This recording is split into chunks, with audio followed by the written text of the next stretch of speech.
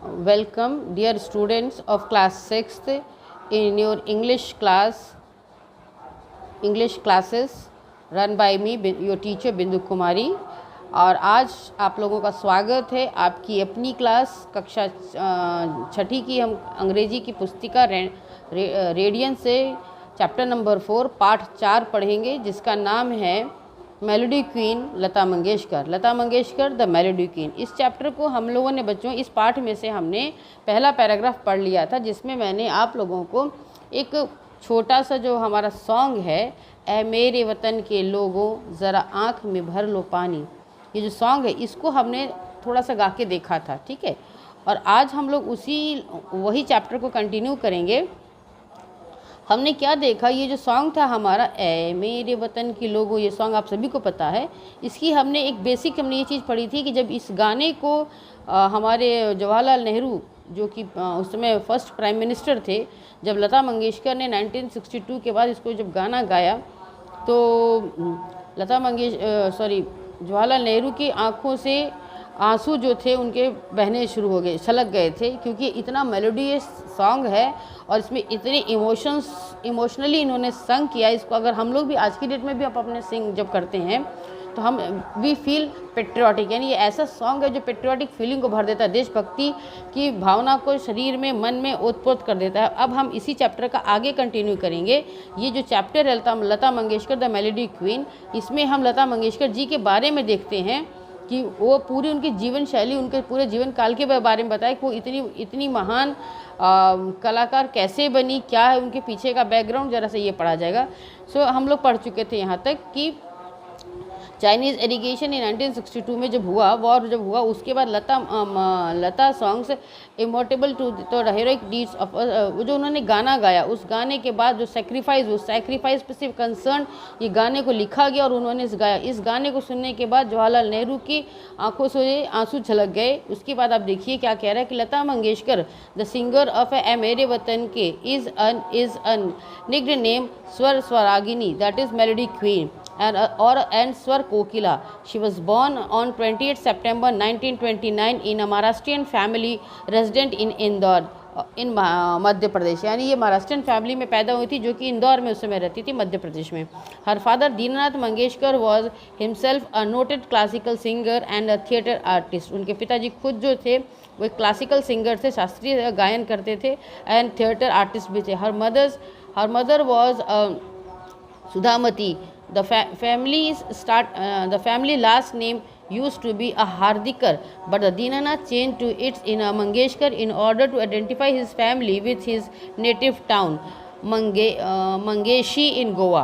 Okay, तो उनके जो पिता थे उन्होंने चूँकि वो वहाँ से रहने वाले, बेसिकली कहाँ से थे वो, मंगेशी टाउन इन गोवा।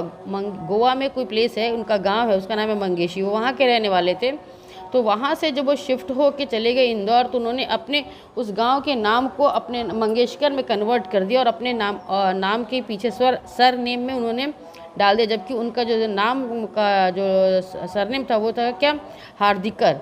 उसके बाद क्या है, आगे हम पढ़ते हैं। Lata was name Hridaya at her birth. Lata का शुरू का जो नाम था, बचपन का जो नाम था वो हृदया था, लेकिन समय के बाद हर parents लेटेड renamed her Lata after a female character Lalitika in one of her father's play। यानी पिताजी ने उनके, चूँकि थिएटर आर्टिस्ट थे, तो एक प्ले में उन्होंने एक ललितिका नाम रखा होगा कैरेक्टर का, तो वही नाम लेकर उन्होंने बाद में उसको लता कर दिया। The famous singer Asha Bhosle and Usha Mangeshkar are her younger sisters, यानी ये जो हैं उनकी छोटी बहनें हैं। कौन, आपने सुना होगा, आशा भोसले और उषा मंगेशकर जी जो हैं ये इनकी छोटी सिस्टर्स हैं। क्या है आगे देखिए हम, younger sisters. Her younger brother Hridaynath is a well known music director.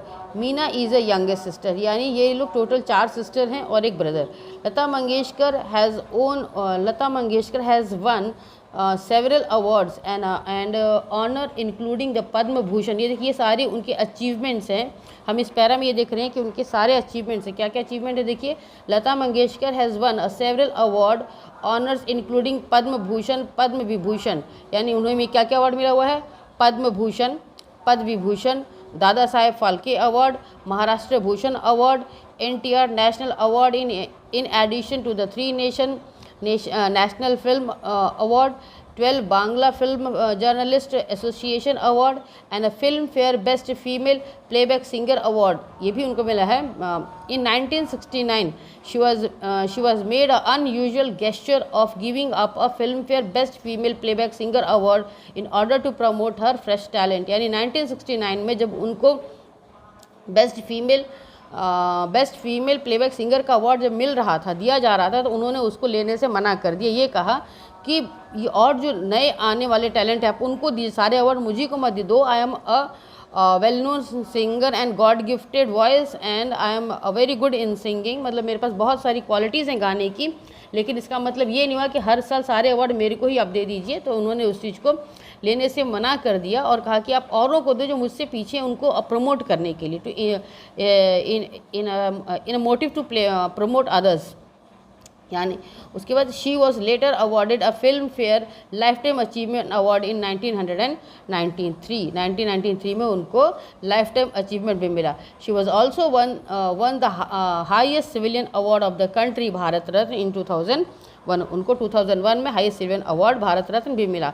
Our country is proud of her and she stand as guiding principle of our young building vocalist. यानी ये वी आर आवर कंट्री, यानी हम सभी उन पर गौरवान्वित महसूस करते हैं। And she stand guiding principal for और यंग बिल्डिंग वोकल्स, यानी जो और एक वो उन्होंने एक सिद्धांत साबित कर दिया है नए आने वाली जनरेशन के लिए। ओके, तो इस तरह से ये चैप्टर हमारा ख़त्म होता है, यानी कि इस पाठ का एक्सप्लेनेशन पार्ट है, जो समझने की जो प्रक्रिया है वो हमारी पूरी होती है। कल हम लोग फिर इस क्लास को करेंगे और उसमें हम करेंगे comprehension, think and writes and learn vocabulary, यानी कि इसके हम एक्सरसाइजेस, ग्रामर वगैरह सब करेंगे। Okay, so thank you dear student, this is the class 2।